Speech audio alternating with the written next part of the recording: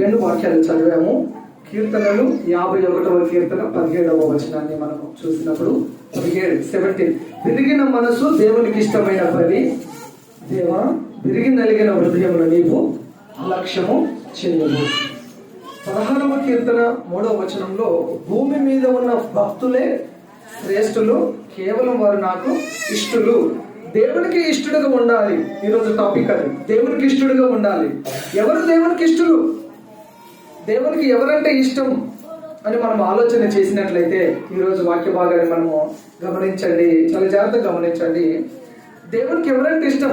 దేవునికి నీవు నేను మనం ఇష్టమా? దేవుడు ఇష్టపడాలంటే మనం ఎలా ఉండాలి? కీర్తనకారుడు అంటున్నాడు, విరిగిన మనసు దేవునికి ఇష్టము అని. భూమి మీద భక్తులు దేవునికి ఇష్టము అని, విశ్వాసులు దేవునికి ఇష్టము అని.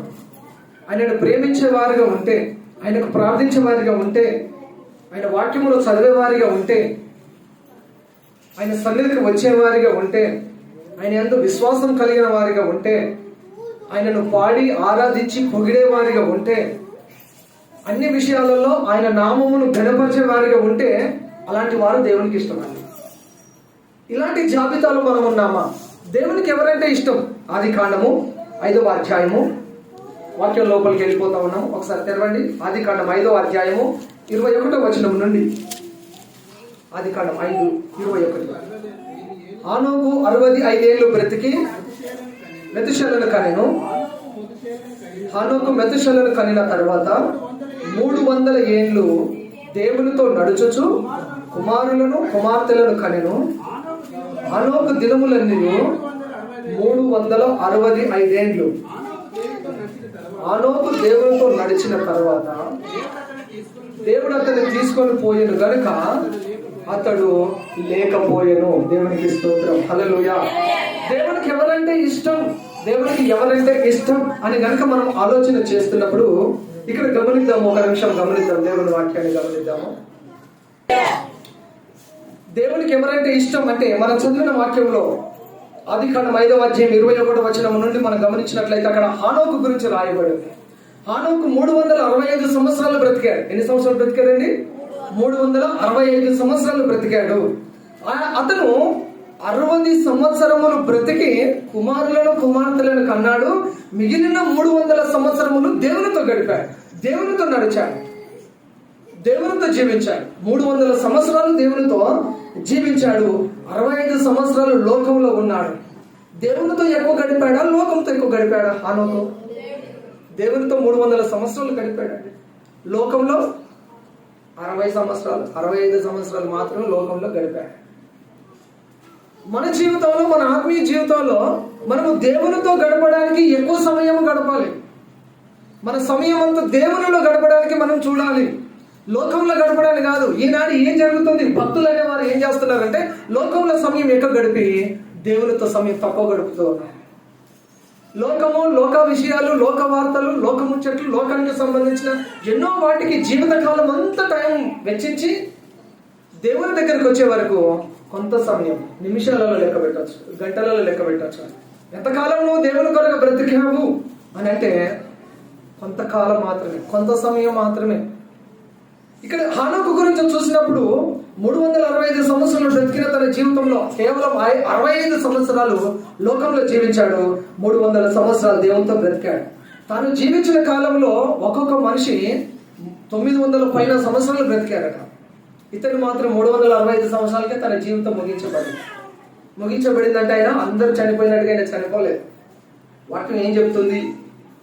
వాక్యం ఏం చెప్తుందంటే హానోకు దేవునితో నడిచిన తర్వాత దేవుడు అతన్ని తీసుకొని పోయేను గనక అతడు లేకపోయాడు. దేవుడు తీసుకొని వెళ్ళిపోయాడట. ఆయన భక్తి జీవితాన్ని నచ్చి, తన జీవితాన్ని ఆయన ప్రేమించి, తనతో పాటు ఉంటే బాగుంటది, ఈ హానోకు భూమి మీద ఉంటే బాగుండదు అని చెప్పేసి దేవుడు హానోకును తనతో పాటు నడుచుకుంటూ పరలోక రాజ్యం వెళ్ళిపోయారు. హల్లెలూయా, హల్లెలూయా. తన కాలంలో 900 సంవత్సరాలు బ్రతుకుతున్నారు మనుషులు, కానీ హానోకు 365 సంవత్సరాలకి దేవునితో వెళ్ళిపోయాడు. కారణం ఏంటంటే హానోకు దేవునికి ఇష్టడు. హల్లెలూయా. హానోకు దేవునికి ఇష్టడు, మనుషులకి ఇష్టడు కాదు. మనుషులను సంతోషం పెట్టేవాడు కాదు, మనుషుల కొరకు బ్రతికేవాడు కాదు, మనుషుల మెప్పు కోరేవాడు కాదు. లోకంలో లోకాశలతో లోకస్తులలాగా లోకంలో కలిసిపోయిన వాడు కాదు. దేవుని కొరకు బ్రతికి దేవునితో నడిచి దేవునిలో కలిసిపోయాడు, దేవరాజ్యానికి వెళ్ళిపోయాడు. దేవుడికి ఇష్టడు కాబట్టి హానోకు దేవుడికి ఇష్టడు. ఎందుకు దేవుడికి హానోకు ఇష్టం అని అంటే హెబ్రీ పత్రిక 11వ అధ్యాయము, హెబ్రీలకు రాసిన పత్రిక 11వ అధ్యాయము 5వ వచనం చదువుతారు. హెబ్రీ పత్రిక 11:5. విశ్వాసమును బట్టి హానోకు మరణము చూడకుండా కొనిపోబడెను. అతడు కొనిపోబడక మునుపు దేవునికి ఇష్టడై ఉండెనని సాక్ష్యము పొందెను. కాగా దేవుడు అతన్ని కొనిపోయిన గనుక అతడు కనబడలేదు. హల్లెలూయా. ఎందుకు హానోకు దేవునికి ఇష్టం అంటే అతడు విశ్వాస వీరుడిగా మనం చూస్తాం. వాక్యంలో విశ్వాసమును బట్టి కొనిపోబడ్డాడు అని చూస్తాం. మరణము చూడకుండా కొనిపోబడ్డాడు. ఆయన విశ్వాసమును పాటించాడు, విశ్వాసము కలిగి బ్రతికాడు. దేవుడు విశ్వాసము కలిగిన వారిని ఆయన ఇష్టపడతాడు. హల్లెలూయా. దేవుడు భూమి మీదకి వచ్చినప్పుడు మనలో విశ్వాసాన్ని కనుగొంటాడా? విశ్వాసాన్ని కనుగొంటాడా అంటే తప్పకుండా ఆయన మన విశ్వాసాన్ని చూస్తాడు.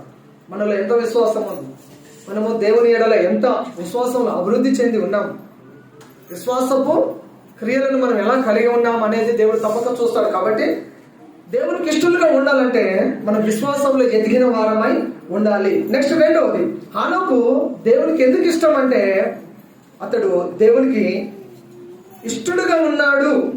ఆ మాటను మనం అక్కడే 11వ అధ్యాయం 5వ వచనంలో చూస్తాం. దేవునికి ఇష్టడుగా బ్రతికాడు కాబట్టి దేవుడు అతనిని కొనిపోయాడు. దేవునికి ఇష్టడై ఉండెను కాబట్టి దేవుడు అతన్ని కొనిపోయాడు. కొనిపోబడడానికి కారణం ఏంటంటే దేవునికి ఇష్టడుగా ఉన్నాడండి. దేవుని ఇష్టాన్ని సంపాదించుకున్నాడు. దేవుని ఇష్టాన్ని సంపాదించుకున్నాడు. దేవునికి ఇష్టలుగా బ్రతకాలి కానీ దేవుని ఆయాస పెట్టే వారంగా మనము ఉండకూడదు. హానోకు దేవునికి ఎందుకు ఇష్టము అంటే హానోకు తన భార్యను తన బిడ్డలను తీసుకొని దేవుని మందిరానికి వెళ్ళేవాడు. హానోకు ఏం చేసేవాడు? తన భార్య బిడ్డల్ని తన కుటుంబాన్ని తీసుకొని దేవుని మందిరానికి వెళ్ళేవాడు. కుటుంబంతో చర్చికి వెళ్ళేవాడు, పాటలు పాడేవాడు, దేవుని ఆరాధించేవాడు, తన ఆస్తిలో నుంచి తన దశమ భాగమును దేవునికి ఇచ్చేవాడు. ఈ కార్యక్రమాలన్నీ అతడు చేస్తున్నాడు కాబట్టి అందరి దృష్టిలో అతడు మంచివాడని పేరు పొందాడు కాబట్టి దేవుడు అతనిని కొనిపోయాడు.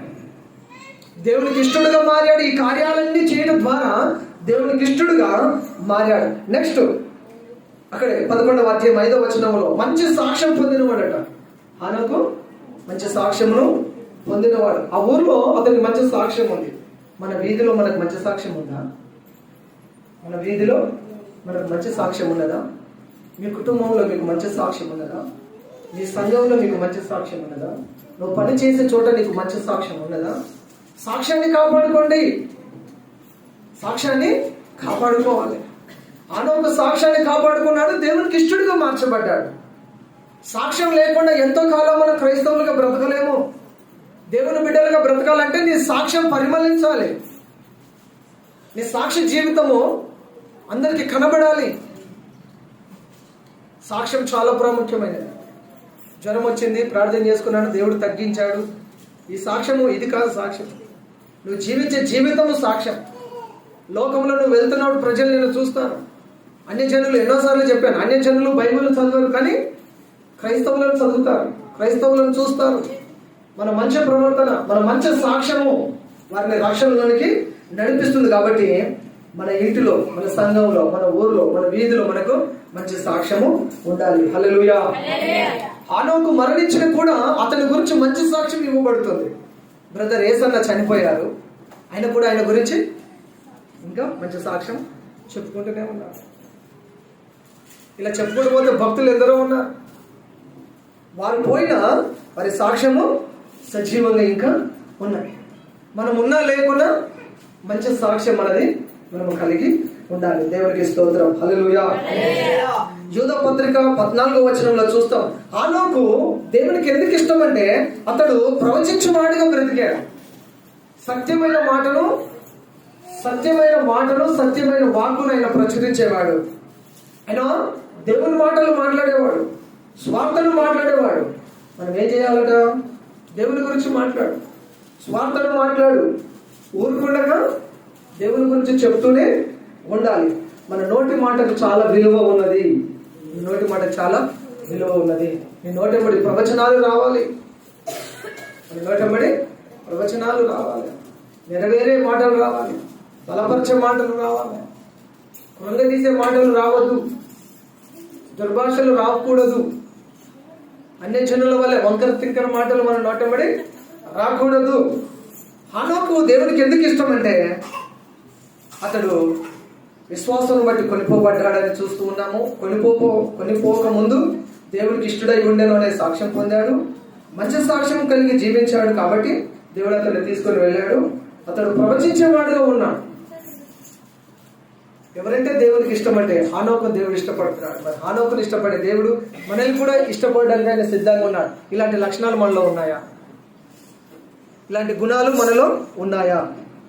లేకపోతే సరి చేసుకుందాం. వాక్యం వెలుగులో మనల్ని మనం సరి చేసుకుందాం. ప్రభువా, హానోకులాగా నీతో జీవించే జీవితం నాకు దయచేయండి అని అడుగుదాం. నెక్స్ట్ రెండవది అపోస్తుల కార్యము 13వ అధ్యాయం 22వ వచనం.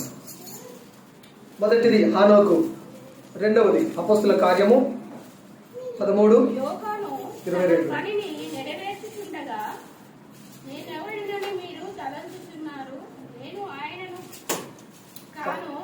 ఒక్క నిమిషం. 13వ అధ్యాయము 22వ వచనం. తర్వాత అతనిని తొలగించి దావీదును వారికి రాజుగా ఏర్పరచెను. మరియు ఆయన, నేను యెషయి కుమారుడైన దావీదును కనుగొంటిని. అతడు నా ఇష్టానుసారుడైన మనుషుడు, అతడు నా ఉద్దేశములన్నీ నెరవేర్చునని చెప్పి అతని గురించి సాక్ష్యం ఇచ్చాను. హల్లెలూయా. దావీదు నాకు ఇష్టానుసారుడు అని దేవుడు మాట్లాడుతున్నాడండి. దావీదు నా ఇష్టానుసారుడు, అతడు నాకు ఇష్టం, అతడు నాకు ఇష్టం. ఎందుకంటే అతడు నా ఉద్దేశాలన్నీ అతనికి తెలుసు. నా ఉద్దేశాలన్నిటిని ఆయన నెరవేరుస్తాడు. నేను ఏం చేయాలనుకుంటానో అతడు చేసేస్తాడు. నా ఆలోచన ఏంటో దావీదుకు తెలుసు, నా మనసు ఏంటో దావీదుకు తెలుసు. ఎప్పుడు తెలుస్తుంది?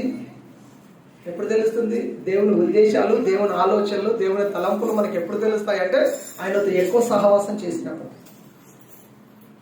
మీకు ఎవరి గురించి అయితే ఎక్కువ తెలుసో వారితో మీరు ఎక్కువ సమయం గడిపారు, ఎక్కువ కాలం వారితో మీరు ఫ్రెండ్షిప్ చేయడం ద్వారా వారి గురించి, వారి ప్లస్లు తెలుసు, వారి మైనస్లు తెలుసు. దేవుని గురించి నీకు నాకు మనకు తెలియాలంటే ఆయనతో ఎక్కువ సహవాసము కలిగి ఉండాలి. దావీదు చిన్నతనము నుండి దేవునితో సహవాసం చేసేవాడు కాబట్టి దేవుని మనసు ఏంటో ఆయనకు తెలుసు. దేవుని హృదయం అంతా దావీదుకు తెలుసు కాబట్టి దేవుడే మాట్లాడుతున్నాడు. దావీదు నా ఇష్టానుసారుడైన మనుషుడు, అతడు నా ఇష్టానుసారుడైన మనుషుడు. ఆ బెత్షెబా విషయంలో తప్ప మిగిలిన అన్ని విషయంలో పర్ఫెక్ట్ అయినా. హల్లెలూయా. ఒక విషయంలో తప్ప అన్ని విషయాలలో పర్ఫెక్ట్ అయినా. 8 మందిలో దేవుడు దావీదును ఇష్టపడ్డాడండి. 8 మందిలో దావీదును దేవుడు ఇష్టపడ్డాడు. మీ ఇంటిలో దేవుడు నేను ఇష్టపడుతున్నాడా? నువ్వు దేవునికి అత్యంత ఇష్టమైన వ్యక్తిగా ఉన్నావా? మీ ఇంటిలో 4 ఉన్నారా, 6 ఉన్నారా, 8 మంది ఉన్నారా, 10 మంది ఉన్నారా? 8 మంది సహోదరులలో 8వ వాడైన దావీదును దేవుడు ఇష్టపడ్డాడు. ఎందుకంటే దావీదు ఎక్కువగా దేవునితో సమయం గడిపేవాడు. రాత్రింపవులు, రేయింపవులు దేవుడు దేవుడు దేవుడు దేవుడి గురించిన ఆలోచన అతనికి ఉండేది. దేవునితో ఎక్కువ సమయం స్పెండ్ చేసేవాడు కాబట్టి దేవుడు అతని గురించి చెప్తున్నాడు. 8 మందిలో దేవుడు దావీదుని ఇష్టపడ్డాడు. అందుకనే అతడు నా ఇష్టానుసారుడు, నా హృదయానుసారుడు అని ప్రభువు మాట్లాడుతున్నాడు. అల్పమైన కొద్ది వాటితో, చిన్న వాటితో దేవుడు అద్భుతం చేయగలడు. 8వ వాడు చిన్నవాడైనా దావీదును దేవుడు ఎన్నుకొని అతని ద్వారా గొప్ప కార్యాలను దేవుడు జరిగిస్తూ వచ్చాడు. మనం అనుకుంటాం చాలాసార్లు, నేను చిన్నవాడను, దేవునికి ఇష్టం ఉన్నదో లేదో, నిజంగా దేవుడు నన్ను ఎన్నుకుంటాడా, లేదా నన్ను వాడుకోడా, లేదా నన్ను దీవించడా, నేను దేవునికి ఇష్టమైన వ్యక్తి నాకు కాదని చాలాసార్లు అనుకుంటాం. దావీదుని ఇష్టపడి ఎన్నుకున్న దేవుడు నిన్ను కూడా ఇష్టపడి తప్పకైనా ఎన్నుకుంటాడు. దేవునికి స్తోత్రం. హల్లెలూయా. అల్పమైన దానిని, చిన్న దానిని, చాలా స్వల్పమైన వాటిని దేవుడు ఎన్నుకొని గొప్ప కార్యాలు చేస్తాడు, అద్భుతాలనైనా జరిగిస్తాడండి. మనం నమ్మితే మన జీవితంలో అయినా జరిగిస్తాడు. యేసు ప్రభుకున్న అనేకమైన బిరుదులలో పేర్లలో ఒక పేరు దావీదు కుమారుడు యేసు. హల్లెలూయా. దావీదు కుమారుడైన యేసు. ఎందుకంటే దావీదు దేవునికి ఇష్టానుసారుడు, మనం కూడా ఆయన ఇష్టమును పొందే వారముగా ఉండుగాక. హల్లెలూయా. నెక్స్ట్ 3వ విషయాన్ని చూద్దాము. దేవునికి ఎవరంటే ఇష్టం? ఒకటి హనోకు, రెండవది దావీదు, మూడవది అపోస్తుల కార్యం 7వ అధ్యాయం 54. అపోస్తుల కార్యములు 7వ అధ్యాయము 54.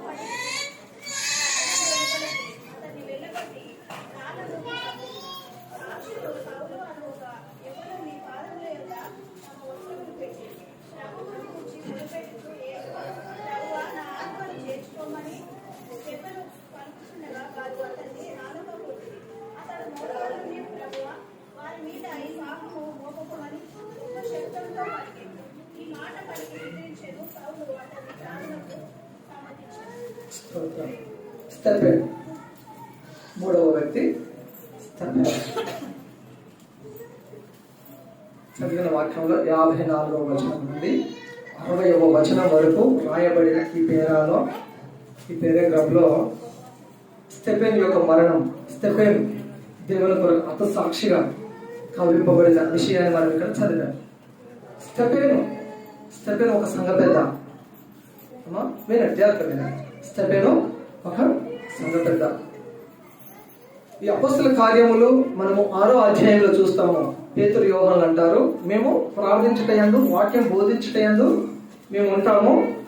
ఈ భోజనము వడ్డించడానికి, సంఘ పరిచర్య చేయడానికి మీలో 7 ఎన్నుకోనండి అని సేవకులు, అపోస్తులు, దైవజనులు చెప్పినప్పుడు పరిశుద్ధాత్మ చేత నిండుకొనిన 7 ఎన్నుకున్నారు. ఆ 7 ఒకడు స్తెఫెను. 7 ఒకరు స్తెఫెను. 7 ఒకరు ఎవరమ్మా? స్తెఫెను పరిశుద్ధాత్మ చేత నిండుకొనిన వాడై రోషం కలిగి దేవుని వాక్యాన్ని బోధిస్తున్నాడు, సువార్త ప్రకటిస్తూ ఉన్నాడు. సువార్త ప్రకటిస్తూ ఉన్నప్పుడు, యేసే దేవుడని కర్రకండిగా ఖచ్చితంగా బోధిస్తూ ఉన్నప్పుడు, అక్కడ ఉన్న యూద మత పెద్దలు ఈ విషయాన్ని ఛేదించుకోలేక, ఈ విషయాన్ని తట్టుకోలేక స్తెఫెను మీద రాళ్ళు రుబ్బి అతన్ని చంపేశారు. స్తెఫెనును రాళ్లతో కొట్టి చంపేశారు. స్తెఫెను దేవునికి ఎంత ఇష్టమైన వాడో ఈ ప్యాసేజ్ మనం చదువుతున్నప్పుడు మనకు అర్థమవుతుంది. దేవునికి ఆయన అంత ఇష్టమైతే ఆయన చనిపోతుంటే ఎలా చూస్తాడు అనే ప్రశ్న మనకు అక్కర్లేదు. దేవుడు ఆ రకమైన హతసాక్షి కావడానికి దేవుడు అనుమతించాడు కాబట్టి అది జరిగింది. యూద మత పెద్దలు వారి మతమును కాపాడుకోవడానికి, వారి గ్రంథములను కాపాడుకోవడానికి, వారికి వ్యతిరేకంగా యేసు గురించి ప్రచురణ చేస్తుంటే, సువార్త ప్రకటిస్తే స్తెఫెను మీద పగబట్టి కోపముతో రాళ్ళు రువ్వి అతన్ని చంపేశాడు. అతను చనిపోబోతుండగా ఆకాశం తెరవబడింది. స్తెఫెను హతసాక్షిగా మారుతున్నప్పుడు పరలోకము తెరవబడింది. దేవుని వాక్యాన్ని మనము చూస్తాం. 56వ ఆకాశం తెరవబడుటయు మనుష్య కుమారుడు దేవుని కుడిపార్శ్వమందు నిలిచి ఉండుటయు చూచుచున్నానని చెప్పాడు. ఎంత గొప్ప భాగ్యమో కదా! పరలోకం తెరవబడిందంట ఆయన కొరకు. మనుష్య కుమారుడు తండ్రి కుడిపార్శ్వమున, పరలోకం అంతా స్తెఫెను పక్షాన నిలబడ్డారండి. స్తెఫెను పక్షాన నిలబడ్డాడు. ప్రభువు గురించి మొరపెడుతూ 59వ వచనంలో, నా ఆత్మను చేర్చుకోవడం స్తెఫెను పలుకుచుండగా వారు అతని రాళ్లతో కొట్టిరి. హతసాక్షిగా కావింపబడ్డాడు, పరలోకంకు చేరుకున్నాడు. దేవునికి స్తోత్రం. హల్లెలూయా. దేవుని మహిమను చూశాడు, యేసు దేవుడి కుడిపార్శ్వమున నిలిచి ఉండడాన్ని చూశాడు. పరలోకము స్టెఫెను కొరకు నిలిచి ఆయన పక్షమున నిలబడడం మనం గమనిస్తాము. స్టెఫెను యేసుక్రీస్తు ప్రభువు కొరకు హతసాక్షిగా మారాడు. నిజంగా ప్రభు కొరకు హతసాక్షిగా మారే విషయము అందరికి రాదు. ఏదో చంపుతారంటే క్రైస్తవులు భయపడవలసిన పని లేదు. అర్థమైందమ్మా? అర్థమైందా? ఏమండి అర్థమైందా? క్రైస్తవులు చంపుతారు అంటే భయపడాల్సిన పనే లేదు. హతసాక్షిగా మారడానికి దేవుడు ఎవరికి కృప ఇస్తాడో వారు మాత్రమే హతసాక్షిగా ప్రభువు కొరకు తన ప్రాణమును అర్పిస్తారు. ఎన్నుకొనబడిన వారు అందరు కాదు. రకరకాల మరణాలు ఉన్నాయి సమాజంలో, లోకంలో. కానీ స్టెఫెను క్రీస్తు కొరకు హతసాక్షిగా మార్చబడ్డాడు. దేవునికి ఎవరంటే ఇష్టం? ఒకటి హానోకు, రెండవది దావీదు, మూడవది స్టెఫెను, నాలుగవది యేసు ప్రభువుకు ఎంతమంది శిష్యులు ఉన్నారండి? 12 మంది శిష్యులు ఉన్నారు. మన భారతదేశానికి సువార్తను మోసుకొని వచ్చిన యేసయ్య 12 మంది శిష్యులలో ఒక శిష్యుడు ఎవరైనా చెప్పండి. ఎవరు? తోమా. పరిశుద్ధ తోమా. యేసు ప్రభువు 12 మంది శిష్యులను ఎన్నుకున్నాడు. 12 మంది శిష్యులలో ఒక శిష్యుడు మన ఇండియా దేశానికి, మన భారతదేశానికి ఆయన సువార్త నిమిత్తం వచ్చాడు. సువార్త కొరకు 52లో వచ్చాడు. వచ్చి కేరళ, తమిళనాడు అంతా తిరిగి సువార్తను ప్రకటించాడు. బ్రాహ్మణుల మధ్యలో సువార్త ప్రకటించాడు. పెద్ద పెద్ద మందిరాలను నిర్మించాడు. తమిళనాడులోను, కేరళలోను. ఈ కేరళ, తమిళనాడుకు అంచులో ఉన్న తెలుగు రాష్ట్రాలలో కూడా పరిశుద్ధుడైన తోమా సువార్త ప్రకటించాడు. భారతదేశానికి సువార్తను తీసుకొని వచ్చింది మొట్టమొదట 52లోనే తోమా ద్వారా వచ్చింది. నిన్న ఇయ్యాల భారతదేశానికి సువార్త రాలేదు. అమెరికాకించో, ఇంగ్లాండ్కించో, ఆస్ట్రేలియాకించో సువార్త భారతదేశానికి రాలేదు. మొదటి శతాబ్దంలోనే, ఫస్ట్ సెంచరీలోనే భారతదేశానికి సువార్త వచ్చింది. యేసు ప్రభుతో తిరిగిన స్వయాన యేసయ్యతోనే తిరిగి యేసయ్యతో పాటు కలిసి భోజనం చేసి సూచక్రియలు, అద్భుతాలన్నీ చేసిన తోమా మన భారతదేశానికి సువార్తను మోసుకొని వచ్చాడు. ఒక్కొక్క శిష్యుడు ఒక్కొక్క దేశానికి వెళ్ళిపోతే మన దేశానికి మాత్రము తోమా వచ్చాడు. ఆయన వచ్చి సువార్త ప్రకటించి మన భారతదేశంలోనైనా హతసాక్షిగా చంపబడ్డాడు. మన దేశంలోనే హతసాక్షిగా చంపబడ్డాడు. దేవుడికి ఎవరైతే ఇష్టమో ఒక దేశానికి ప్రాతినిధ్యం వహిస్తూ ఒక దేశాన్ని రక్షణలోకి నడిపించడానికి ఆ దేశంలోనే తను హతసాక్షిగా మార్చబడిన తోమా అంటే ఇష్టము. తోమా లాంటి మనస్తత్వం కలిగిన వారంటే దేవునికి ఇష్టము. హల్లెలూయా. ఎవరంటే ఇష్టము దేవునికి? ఎవరంటే ఇష్టం? 3 పూటలు తిని ఆయన పడుకొని సోమరులుగా, దరిద్రులుగా, దేవుని నామానికి అవమానకరంగా జీవించమనంటే దేవునికి ఇష్టమా? చెప్పండి. పాస్టర్ తిడుతున్నాడు అనుకోవద్దు. మరి పాస్టర్ తిడుతున్నాడని అనుకోవద్దు. తిడతాడు, అప్పుడప్పుడు తిడతాడు. 3 పూటలు తిని హాయిగా పడుకొని సోమరులుగా, దరిద్రులుగా, నిద్రమత్తులుగా, దినములో ఒకరోజు కూడా బైబిల్ తెరవని వారు, దినములో ఒకరోజు కూడా ప్రార్థన చేయని వారు, వారంలో ఒకరోజు కూడా చర్చికి రాలేని వారు, నెలలో ఒకసారి కూడా చర్చికి రాలేని వారు, అలాంటి వాళ్ళంటే దేవునికి ఇష్టమా? ఏమాత్రం ఇష్టము ఉండదు. దేవునికి ఎవరంటే ఇష్టము? ఒకటి హనోకుని విన్నాము, 2 దావీదుని విన్నాము, 3వది స్టెఫెనుని విన్నాము, 4వది తోమా. చివరిది ఒక విషయం చెప్పి నేను ఇక్కడ ప్రార్థన చేస్తాను. మొన్న 24వ తారీఖు రాత్రి 25వ తారీఖు ఒక యాక్సిడెంట్ లో మరణించిన పాస్టర్ ప్రవీణ్ పగడాల గారు. వారు యాక్సిడెంట్ ద్వారా మరణించారు. అది 27వ తారీఖు సమాధి కార్యక్రమం జరిగింది. వారు చనిపోతే తెలుగు 2 రాష్ట్రాల క్రైస్తవులు, సేవకులు అందరూ కదిలి రోడ్ల మీదకి వచ్చారు. అది యాక్సిడెంట్ అని ప్రభుత్వం వారు, అధికారులు అంటా ఉన్నారు. క్రైస్తవ సమాజము ఇది హత్య అని అంటా ఉన్నారు. అనుమానాస్పద మృతిగా కేసు తీసుకున్నారు. దాని మీద ఏది ఇంకా క్లారిటీ రాలేదు. కానీ ఒక గొప్ప మంచి దైవజనుని తెలుగు 2 రాష్ట్రాలు కోల్పోయాయి అనే మాట వాస్తవం. కడపలో పుట్టి పెరిగి హైదరాబాద్లో ఉండి ఇండోర్ అనే ఒక రాష్ట్రానికి అక్కడ మధ్యప్రదేశ్లో సేవకు వెళ్ళి అక్కడనే వివాహం చేసుకొని హైదరాబాద్ వచ్చి వృద్ధుల మధ్య పరిచర్య, అనాథ పిల్లలను పెంచి పోషించే వారి మధ్య పరిచర్య, బైబిల్ గ్రంథం మీద బలమైన పట్టు, హిందూ గ్రంథాల మీద పట్టు, ముస్లిం గ్రంథాల మీద పట్టు కలిగి ఏ ప్రశ్న వేసినా ఈజీగా మంచినీళ్ళు తాగినట్టుగా సమాధానం చెప్పగలిగిన వాడు. ఎంతమంది ఎంత పెద్దవారు వచ్చినా, ఎంత పెద్ద డిబేట్ పెట్టినా ఈజీగా అవలీలగా తను డిఫెండ్ చేసి సత్యాన్ని ఉన్నట్టుగా నిర్మోహమాటంగా చాలా ధైర్యంగా ప్రభు గురించి ప్రకటించగలిగిన శక్తివంతమైన ఒక వ్యక్తి.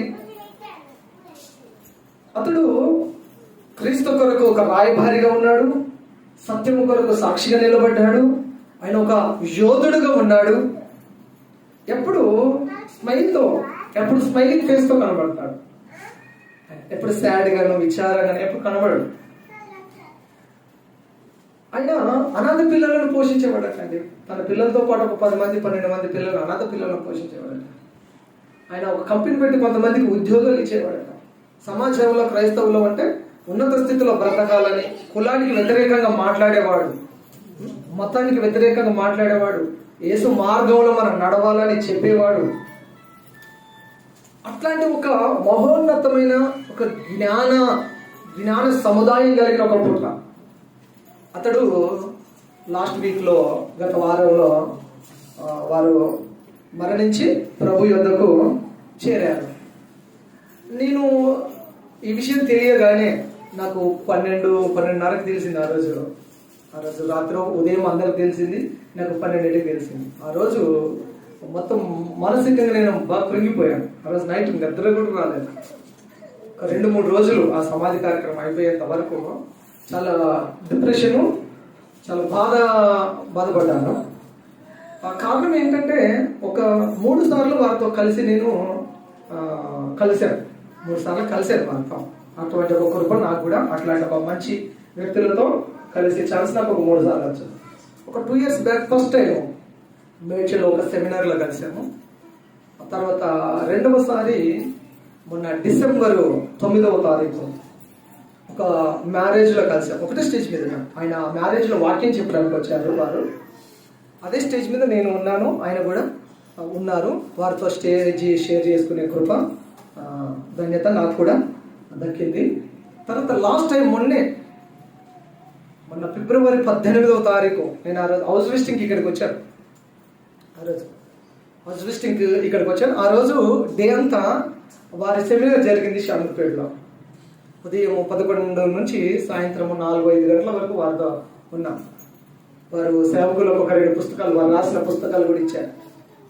త్రిత్వం మీద, ఇంకా దేవుడు గురించి, దేవుడు ఒకడే అని 2 పుస్తకాలు కూడా వారు రాసిన పుస్తకాలు ఇచ్చారు. చాలా సౌమ్యులు, ఎప్పుడు స్మైలింగ్ ఫేస్తో ఉండేవారు, ఇతరులకు హెల్ప్ చేయాలనేవారు. అటువంటి ఒక మంచి వ్యక్తి తెలుగు రాష్ట్రాలలో బహుబలముగా దేవుని చేత వాడబడుతున్న ఒక మంచి సహోదరుడు, దైవచనుడు పాస్టర్ గారు వారు అతిగా వింపబడ్డారు అని క్రైస్తవ సమాజం అనేది ఒప్పుకుంటుంది. నేను కూడా దాంతో ఏకీభవిస్తున్నాను. నిజాలు తెలిసిన తర్వాత విషయాలు అయితే నేను అనుకుంటాను, దేవునికి ఎవరంటే ఇష్టము అని అన్నప్పుడు హనోకు గురించి చెప్పాను, దావీదు గురించి చెప్పాను, స్తెఫెను గురించి చెప్పాను, తోమా గురించి చెప్పాను. మాస్టర్ ప్రవీణ్ పగడాల గారు కూడా దేవునికి ఎంతో ఇష్టమైన వారు. హల్లెలూయా. దేవునికి ఎంతో ఇష్టమైన వారు. ఎన్ని విషయాలు చెప్పాను? 5 విషయాలు చెప్పాను. ఎవరంటే దేవునికి ఇష్టమయ్య అంటే హానోకు దేవునికి హానోకు అంటే ఇష్టం. ఎందుకంటే అటువంటి గుణగణాలు కలిగిన నీవు నేను మనం అంటే కూడా దేవునికి ఇష్టం. అట్లాంటి గుణాలు మనలో రావాలి, వస్తేనే మనం దేవునికి ఇష్టంగా మారుతాం. దావీదు గురించి చెప్పాను. దావీదు నా ఇష్టానుసారుడు అన్నాడు. దావీదు ఎలాంటి గుణగణాలు కలిగి ఉన్నాడు, ఆయనతో ఎంత క్లోజ్ గా ఉండేవాడు ప్రతిరోజు. అందుకనే దేవుడు ఆయనను ఇష్టపడ్డాడు. అలాంటి గుణగణాలు నీవు నేను మనం కూడా కలిగి ఉంటే మనల్ని కూడా ప్రభు ఇష్టపడతాడు. అంత మాత్రం కాకుండా స్తెఫెను దేవుని కొరకు రోషం కలిగి ఉన్నాడు. ప్రాణాలను కూడా సైతం లెక్క చేయకుండా ప్రభు కొరకు నిలబడ్డాడు. దేవుడు ఆయన ఇష్టపడ్డాడు. పరలోకం ఓపెన్ అయింది ఆయన కొరకు పరలోకం తెరవబడింది. సింహాసనం మీద నుంచి యేసు ప్రభు లేచి నిల్చున్నాడు. అయ్యో, ఎంత గొప్ప ధన్యత కదా. తర్వాత మన దేశానికి సువార్తను తీసుకొని వచ్చి మన దేశంలోని హతసాక్షిగా మారిన తోమా అంటే దేవునికి ఇష్టం. ఎందుకంటే ఒక దేశాన్ని క్రీస్తు కొరకు సంపాదించి ఈ దేశం కొరకైన ప్రాణం పెట్టాడు. ఆయన రాకపోతే మనకు సువార్త ఎట్లా వచ్చేది తెలియదు, కానీ దేవుడు ఆయనను పంపించాడు. తర్వాత నేటి కాలంలో తెలుగు 2 రాష్ట్రాలలో లాస్ట్గా చివరిగా హతసాక్షిగా ప్రభువు కొరకు మారిన ఒక పాస్టర్ గారి గురించి మనం వింటూ వచ్చాము. నిజంగా దేవుని వాక్యం గురించి కానీ నేను ఆయన గురించి చాలా విషయాలు చెప్పాను. ఇట్లాంటి లక్షణాలు కలిగిన వారంటే దేవునికి ఇష్టం. ఇలాంటి లక్షణాలు నీవు నేను మనము కలిగి ఉన్నా మనం అంటే దేవునికి ఇష్టం. దేవునికి ఇష్టలుగా మారాలి. ఆ పాస్టర్ గారి గురించి విన్నాము, అయ్యో అని బాధపడి వదిలిపెట్టకుండా ఆ కుటుంబాన్ని ఆదరించు ప్రభు అని ప్రార్థించాలి. పాస్టర్ గారిని, పిల్లలను, వారి పరిచర్యను ఆదరించు ప్రభు అని మనము తప్పక ప్రార్థన చేసే వారంగా ఉండాలి. దేవునికి స్తోత్రం, హల్లెలూయా. దేవునికి ఇష్టలుగా ఉన్నామా? దేవునికి మనం ఇష్టలుగా ఉన్నామా? ఈ ఉదయకాల వేళలో స్ట్రేట్గా నీ దగ్గరికి వచ్చే ఒక ప్రశ్న, నేను దేవునికి ఇష్టడుగా ఉన్నానా? నా మాటల ద్వారా కానీ, నా చూపుల ద్వారా కానీ, నా పద్ధతుల ద్వారా కానీ దేవునికి ఇష్టం వచ్చే పని నేను ఏదైనా చేస్తున్నానా? నా జీవితంలో దేవునికి ఇష్టం పుట్టేది ఏదైనా ఉన్నదా? మొదటనే మనం వాక్యం చదువు, విరిగిన మనసు గల వారంటే ఆయనకి ఇష్టము. లోక విషయంలో, పాప విషయంలో విరిగిపోవాలి, అప్పుడే దేవుడు నిన్ను ఇష్టపడతాడు. భూమి మీద భక్తులు శ్రేష్ఠులు, కేవలం వారు నాకు ఇష్టలు అంటున్నారు. భక్తులు ఏం చేస్తారు? ప్రార్థన చేస్తారు, వాక్యం చదువుతారు, దేవుని మందిరానికి వస్తారు, క్రైస్తవ సంఘ సహవాసం చేస్తారు. అలాంటి వారంటే దేవునికి ఇష్టం. దేవునికి అవమానము కలిగేటట్టుగా మనము బ్రతకకూడదు, దేవునికి మహిమ వచ్చేటట్టుగా బ్రతికేవారంటే ఆయనకి ఇష్టము. అటువంటి కృప దేవుడు మనకు దయచేయను గాక. ఆమె ప్రార్థన చేసుకుందాం. అందరం తలలు వచ్చి కళ్ళు మూసుకొని దేవుని సన్నిధిలో ప్రార్థన చేద్దాం.